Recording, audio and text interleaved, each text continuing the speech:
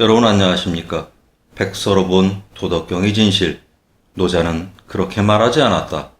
여러분과 함께 연구할 권필입니다. 우리가 흔히 도덕경이라고 부르는 문건은 몇 가지 본이 있습니다. 원본이라고 생각되는 주간본, 그래서 이걸 줄여서 간본 또는 초나라 무덤에서 발견된 주간본이다, 그래서 초간본 이렇게 얘기를 합니다. 이 주간본을 필사한 것으로 짐작되는 백서본, 줄여서 백본이라고 합니다. 당시에는 종이가 없었기 때문에 비단백자죠. 비단에 옮겨 쓴 겁니다. 그런가 하면 우리가 흔히 도덕경이라고 부르는 이 문건은 한대에 그 텍스트가 정리된 것으로 보입니다. 전한 말기에 유향 그리고 유흠 부자가 이를 정리하여 1장에서 37장까지 도경, 38장에서 81장까지 덕경 이렇게 이름을 붙였고 이 둘을 합쳐서 도덕경이라고 부르게 됐습니다. 이름은 도덕경이지만 글의 내용은 윤리도덕과는 아무런 상관이 없습니다. 다만 1장 시작이 도가도 비상도 이렇게 시작이 되니까 도경, 38장이 상덕 부덕 이렇게 시작이 되니까 덕경 이렇게 이름을 붙인 것일 뿐입니다. 도경과 덕경 둘을 합쳐서 도덕경이라고 부르게 된 거죠. 가장 오래된 주석서로 꼽히는 것이 하상공본입니다. 하상공이 썼느냐 하상장인이 썼느냐 논란이 있습니다만은 그리 중요한 것 같지는 않습니다. 중요한 것은 이 하상공본과 우리가 주로 보는 왕필본이 텍스트가 같다는 것이죠. 물론 주석은 다릅니다. 그러나 텍스트 자체는 같습니다.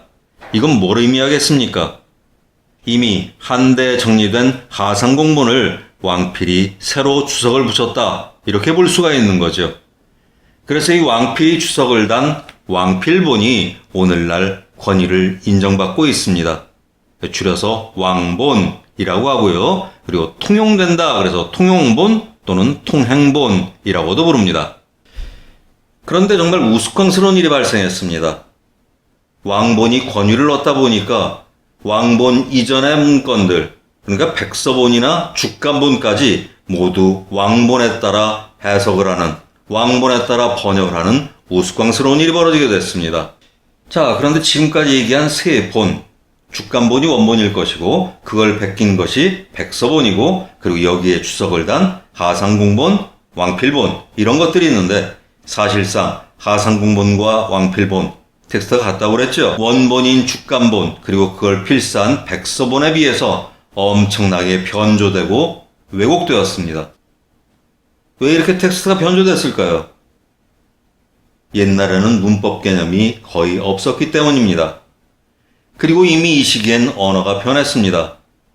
춘추전국 시대 엄청난 사회적 변화를 겪으면서 당연히 언어도 변했습니다. 문법이란 개념도 별로 없고 말조차 변해버렸으니 당연히 독해가 불가능하게 됐죠. 오늘날의 언어로 옛날의 언어를 읽을 수는 없지 않겠습니까? 독해가 불가능해지니까 변조했어요. 그리고 글자 뜻, 자의를 엮어서 작문을 해버렸습니다. 본디 의미와는 전혀 다른 글이 나오게 된 거죠. 그럼 왜 또 이런 일이 발생했느냐? 고문은 띄어쓰질 않습니다. 그냥 쭉 이었습니다. 그러니 어디에서 끊어 읽느냐에 따라 뜻이 달라지게 되겠죠. 그런가 하면 한자는 뜻글자입니다. 소리 글자라면 오히려 읽기가 편할 텐데 뜻글자입니다. 이 한자에 어떤 뜻을 적용하느냐에 따라 또 글이 달라지게 되는 거죠. 참으로 혼란스럽습니다. 그래서 지금까지는 해석 자체가 너무나 아리송했습니다. 그런데 이 아리송한 것을 이것은 본디 그런 것이다. 왜? 차원 높은 고매한 철학이기 때문에 이것은 본디 이렇게 아리송할 수밖에 없다. 사람들이 오해를 하게 됐죠. 그리고 나는 이런 어려운 걸 연구하는 사람이야 하고 뻐기기 시작했습니다. 그런데 아무리 해도 안 되거든요. 아무리 해도 안 되니까 어떻게 해요? 제 생각대로 글자를 변조하기 시작했죠. 이렇게 변조된 문건을 가지고 절대화, 교조화, 제가 보기에는 영 아닌데 말입니다. 그러다 보니까 문법도 자의 글자 뜻도 맥락도 무시합니다. 그리고 아까도 얘기한 것처럼 옛 기록인 간본이나 백본을 오히려 후세의 기록인 왕본에 따라 읽고 번역하는 일들이 벌어지게 됐습니다. 우리가 오늘날 도덕경을 공부할 때 유명한 학자라는 사람들이 해놓은 것들을 참고합니다. 그런데 그걸 읽어보면 누가 한 것이든 마찬가지예요. 첫째, 문법과 자의를 무시합니다. 고문을 번역할 때 사람들은 문법을 외면하는 경향이 있습니다. 고문엔 문법이 없다고 생각을 합니다. 그리고 한자는 뜻글자니까 이 뜻을 잘 엮으면 해석이 될 거야, 번역이 될 거야. 이래서 두어 가지 자의를 엮어 뜻을 파악하거나 가르치려는 경향이 있죠. 그러나 이게 문법에 맞지 않다 보니까 아리송한 소리가 될 수밖에 없습니다. 그러나 세상 어느 글이든 문법이 없는 글은 없습니다. 흔히 고문에는 문법이 없고 글자 뜻을 잘 엮으면 될 것이다, 이렇게 생각하는 경향이 있습니다마는 천만의 말씀입니다. 문법이 없는 글은 세상에 없습니다. 자의를 엮는 것도 문제입니다. 한자 한 글자는 여러 가지 뜻을 지니고 있습니다. 때로는 정반대되는 뜻을 지니기도 합니다. 한자는 누가 발명한 것이 아니라 중국 여러 지역에서 제각기 발전하고 성장해 왔습니다. 그러다 보니 같은 글자라도 다른 뜻, 또는 다른 글자인데 같은 뜻으로 쓰는 일들이 많았습니다.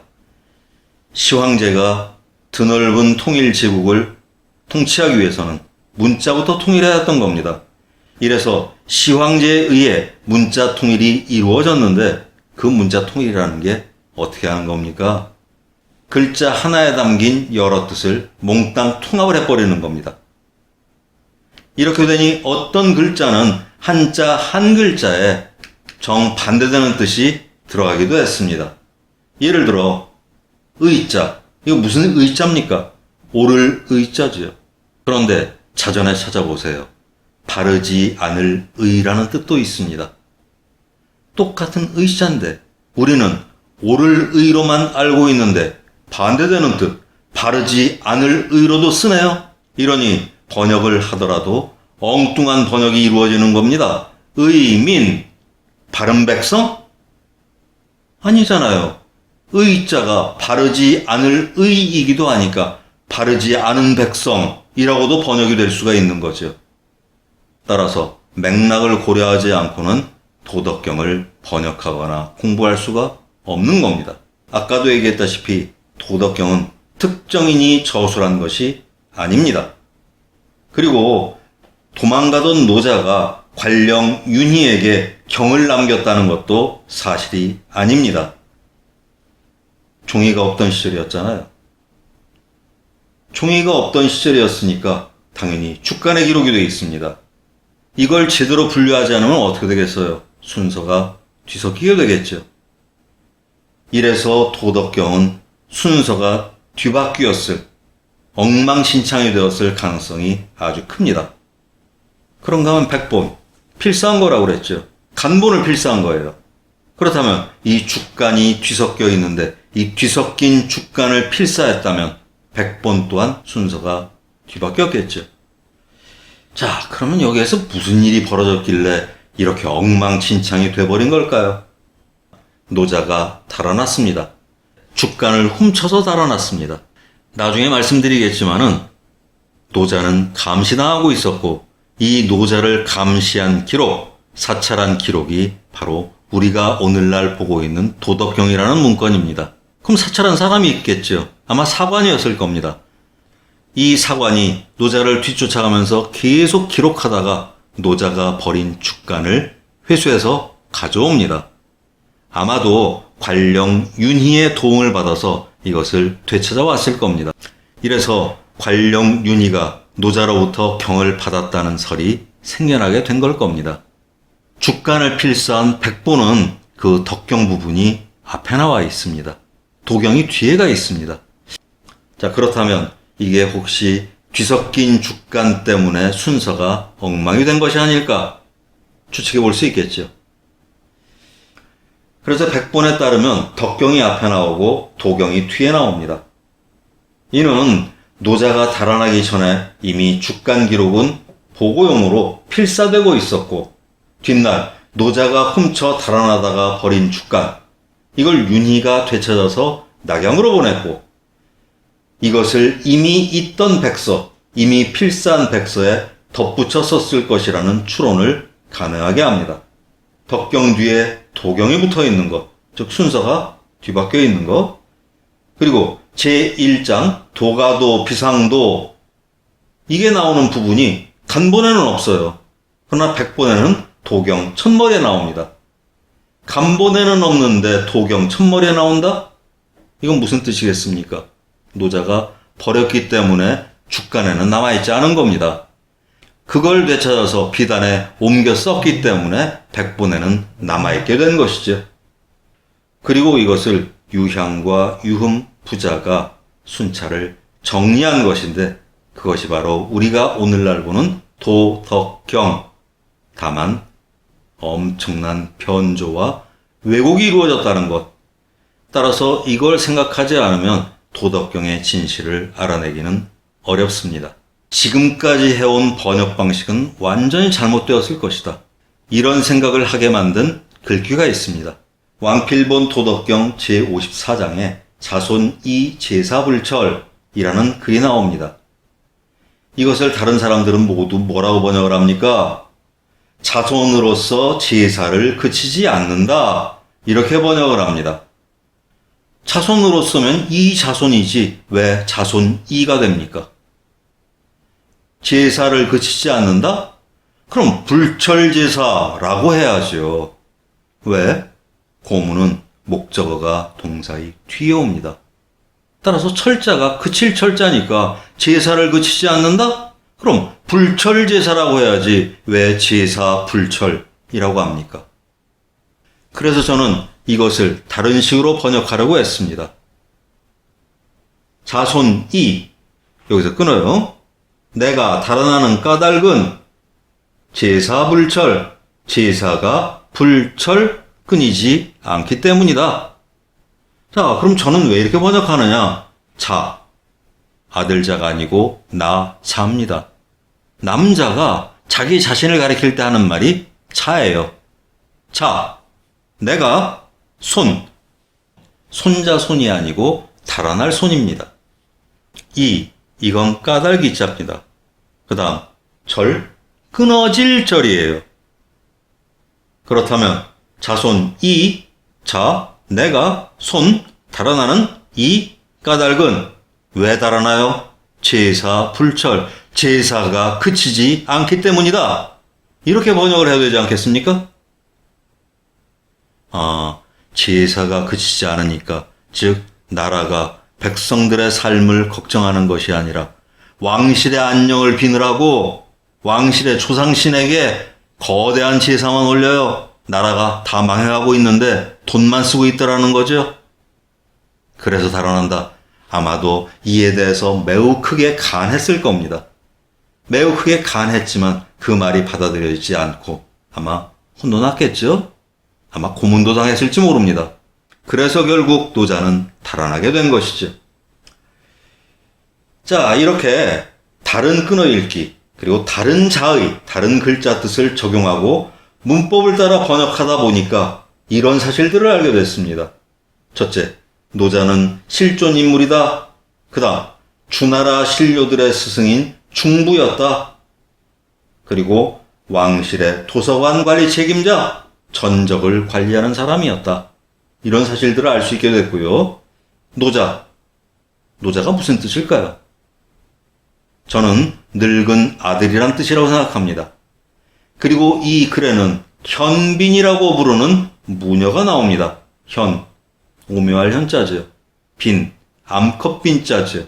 또는 골짜기 빈이기도 합니다. 이러니까 다른 사람들은 이것을 전부 뭐라고 번역해요? 현빈이라는 오묘한 골짜기가 있는데 그 골짜기가 어쩌고 저쩌고, 여기에서는 곡신이 죽지 않는다. 골짜기의 신은 죽지 않는다. 곡신불사. 이를 가리켜서 시위현빈, 현빈이라고 한다. 이런 식으로 번역을 합니다. 그러나 저는 그렇게 생각하지 않습니다. 현, 오묘할 현자입니다. 빈, 암컷 빈자입니다. 그럼 무슨 소리겠어요? 현묘한 계집이란 뜻이겠죠? 아마도 이 현묘한 여인의 양아들이 노자가 아닐까. 그래서 늙은 아들이라는 별명이 붙은 것이 아닐까 하고 생각을 합니다. 그리고 이 글에는 노자의 아내가 등장합니다. 다들 이 글자를 알치라고 알아요. 그러나 여기서는 알치가 아니고 짝치자입니다. 아내란 뜻이에요, 아내. 그러니 안다고 번역을 할 때와 아내, 부인이라고 번역할 때 당연히 뜻이 엄청나게 달라지겠죠? 나중에 번역하면서 하나하나 알아보겠습니다. 그래서 이 글에는 노자의 아내, 지라고 표현된 노자의 아내가 등장합니다. 그리고 노자는 자자형을 당합니다. 자자형. 얼굴에 문신 새기는 겁니다. 여러분도 사극에서 봤죠? 도망간 노비 어떻게 해요?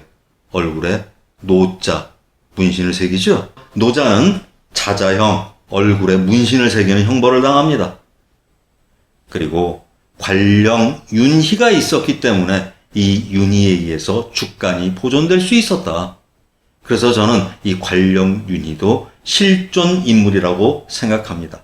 다만 아까 얘기했다시피 노자가 윤희에게 경을 남겼다는 말은 와전된 것이다. 노자가 버린 주간을 윤희가 찾아서 낙양으로 보냈기 때문에 노자가 윤희에게 경을 남겼다는 이야기로 와전된 것이죠. 이렇게 해서 우리가 지금까지 알고 있던 방식과는 전혀 다른 시도를 하고 있습니다. 이런 식으로 번역을 하면 우리가 잘 알고 있는 도가도, 비상도, 명가명, 비상명, 이 글귀는 어떻게 번역이 될까요? 다음 시간부터 알아보겠습니다. 지금까지 우리가 알고 있던 도덕경, 그야말로 아리송한 소리, 알듯 말듯한 소리, 그런 소리가 아니라 뭔가 스토리, 이야기가 나오게 될 겁니다.